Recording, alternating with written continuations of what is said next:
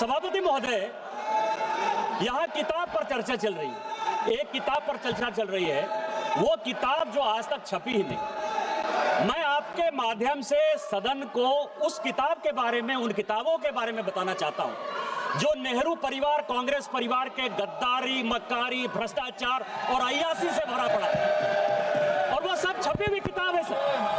पहली किताब ये है एडवीना एंड नेहरू।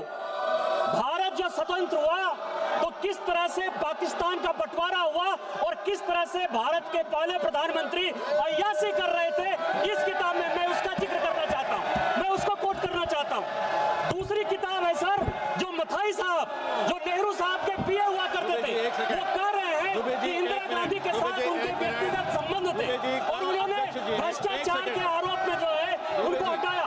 ये बोलने दिया जाए सर, और मैं उन किताबों का जिक्र कर रहा हूँ, मैं सारी किताबें लेकर आया हूँ जिन्होंने अय्यासी, मक्कारी और भ्रष्टाचार से पीड़ित इस कांग्रेस का हाल ये सारे देश को समझना चाहिए।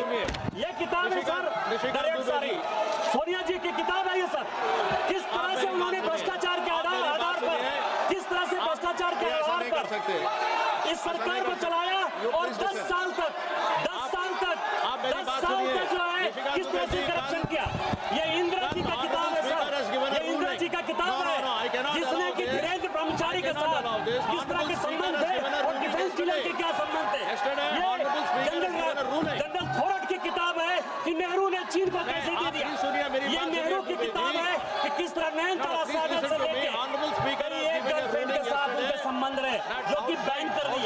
ये इमरजेंसी की कहानी है सर, ये एक्सीडेंटल प्राइम मिनिस्टर संजय बारू की किताब है सर, ये इमरजेंसी रिटोल्ड की कहानी है सर, ये वो कहानी है जिसमें कि एंडरसन को बाहर भेज दिया राजीव गांधी ने। ये ग्वालियर मिल की कहानी है कि किस तरह जुडिशियरी को इन्होंने बर्बाद